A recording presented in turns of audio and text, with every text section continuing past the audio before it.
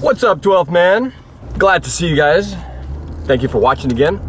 It is a beautiful Monday, gorgeous Monday today in the Pacific Northwest. Unfortunately, it's not gonna last. I hear it's gonna be raining pretty much the rest of the week, so gotta enjoy it today, get out a little bit. I just gotta say shout out to all you guys. I wanna thank all of you guys again for watching my YouTube channel and subscribing. At this point today on Monday, there's over 1,700 of you guys who have subscribed to the channel. So it's pretty amazing how this thing has really just taken off. Over 250,000 views, and that translates into over 1.1 million minutes of videos watched on my channel. That just blows my mind. This is just great to be able to reach all you guys. So thank you again for helping support Norb-Cam and Norblog and everything I do on this channel. You guys are fantastic. So let's get into it. Some free agency news. Left guard Paul McQuiston, no longer a Seattle Seahawk. He has been traded to the Cleveland Browns. He signed a 1-year deal. Actually, I don't know if he's been traded, just released, but he's no longer a Seahawk. 1-year deal, don't know the details of that. So we got some holes to fill there on the offensive line. And I always said before that the guard position was a concern anyway. So I'm not too sad to see him go. He got beat quite a few more times than I would have liked over the course of the year. So, and I'm not a humongous fan of James Carpenter either. So, so they got some shoring up to do over there. But yep, Paul McQuiston gone. All right, Jared Allen. Nothing new to update there. He supposedly announced that he was going to make a decision after the weekend. The weekend has come and gone, and we have not heard anything new. So it's anyone's guess what he's thinking at this point. So nothing to really add on the Jared Allen front. All right, so I thought we'd switch up gears a little bit to something that's not quite as sexy and exciting, but something that is very vital to the game, and that is the Rules Committee. They get together in the off season and they look at all the current rules and propose new rules and consider what they want to implement for the following year and that sort of thing. There have been a few things that have been proposed this year. Now, keep in mind that these proposals do not mean they're going to necessarily become rule next year, but they're at least being brought up for consideration. One you might have heard because it got a lot of kind of controversial news was the 15-yard penalty for racial slurs.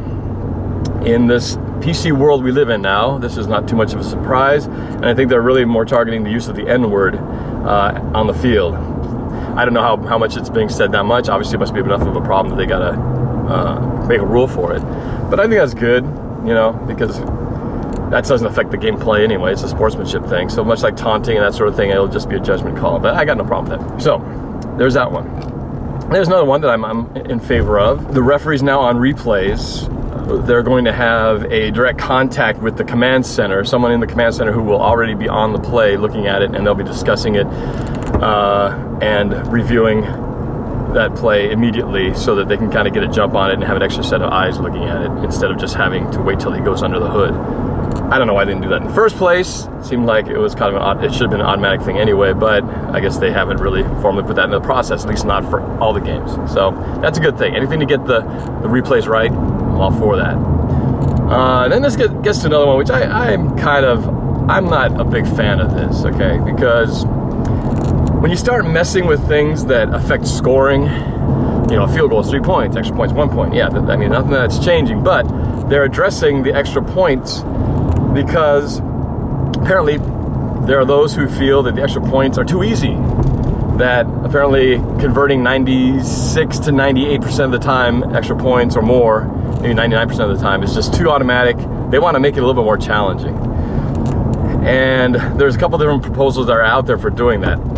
Before I get into that, I just think you don't need to mess with that, in my opinion. I like the fact that the extra point is nearly an automatic thing, but there's always that small little 1% chance that he'll miss it or he'll get blocked, I don't need to make every little thing more as competitive as possible. Extra points are almost a given. You just sort of touchdown, we're gonna have 7 points, or 8 if they need to go for it.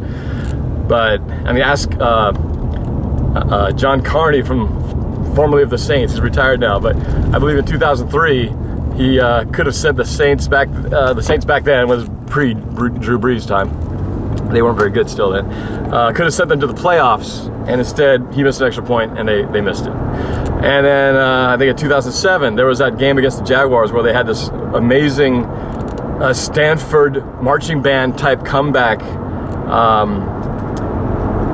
where they drove like 80 yards for a touchdown with like 20 seconds to go. And it was like everybody was just going crazy. Yeah, the Saints, oh my gosh, what a comeback. And then he needed an extra point to tie the game, send into overtime, and he missed the extra point. So anticlimactic. Everyone forgets about that because they didn't get the comeback. But then again, see, the extra point isn't always money in the bank. So, so you just never know. Anyway, so here's how they want to deal with it, all right? One proposal by the Patriots is to have the extra point be kicked from the 25-yard line. And that essentially makes it like a 42-yard field goal attempt. So the committee, I think, might experiment with extra points from the 20-yard line during preseason, just to see how it affects the game and that sort of thing. So that's fine. Do what you want preseason, I don't care. The Redskins proposed moving the kickoffs to the 40-yard line. Okay, we've been slowly moving kickoffs forward and changing the rules of how far the kickoff team can be when they run towards the ball. All in this in the spirit of player safety and trying to minimize the collisions on kickoffs. Again, personally, kickoffs are one of the most exciting parts of the game as far as I'm concerned. They're the parts where you really get that feeling like in Braveheart, two armies running at each other, and they've already watered it down because we get so many touchbacks nowadays. So when you do get a kick return, it's exciting as heck because you feel like you're starved to see a good return, and they can change the game. Like the 49er game, the NFC Championship last year, Baldwin getting that return of about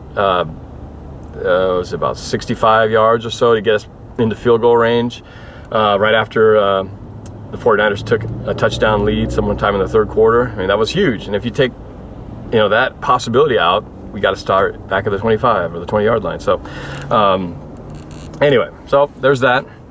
And then they have something called from that same NFC Championship game, the Bowman Rule. And this is where you hear a lot of 49er fans, even on this channel, on my channel, complaining about that no call where Bowman really did get the fumble recovery from Curse at the 1-yard line when he got his knee twisted up. And I think that's a good rule. I mean, I think they should look at that and be able to make the right call with video. Right now, I think it's just not replayable. So I think it's good that they make it that. I don't know, again, why they do it in the first place, but they should.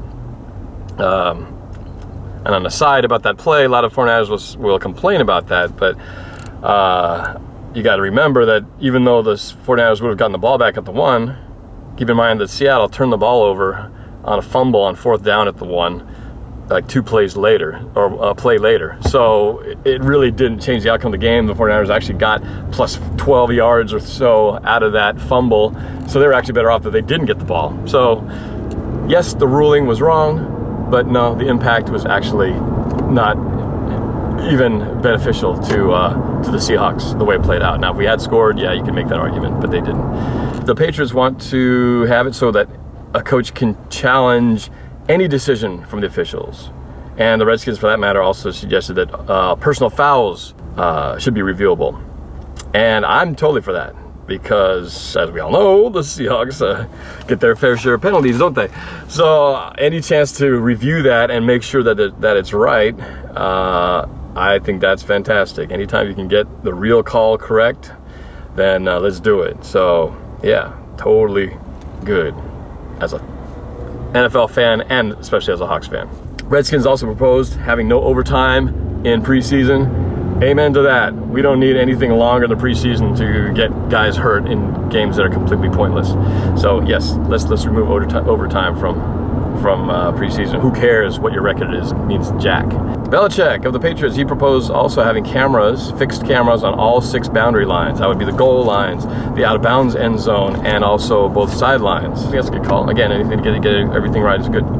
And that's pretty much it. The other ones are all kind of roster related and aren't really that interesting as far as I'm concerned. So we'll just kind of skip the rest of those. That's good timing because I got to get my emissions checked on my car here. So I'm curious what you guys think. Which rule do you not like the most in here? I told you my feeling. Anything that messes with the extra point, I just don't want to see it change. But tell me, all right?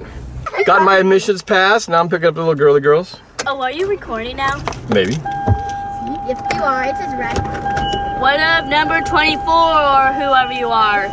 Lynch. Marshall Lynch, beast Marshall mode. Lynch. Put you over the edge. Oh wait, okay, so Russell Wilson, Richard Sherman, and Marshall Lynch. Oh, so you've been doing your homework, I see.